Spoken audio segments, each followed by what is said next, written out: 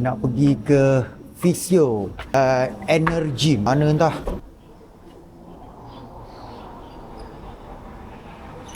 Loh, salah tempat. Kat sini kot.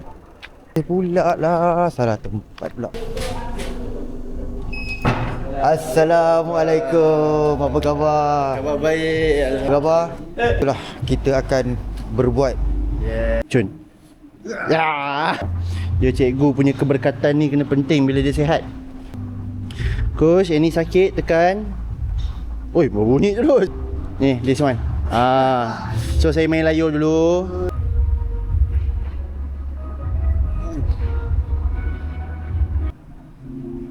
Sakit, baru ingat Tuhan.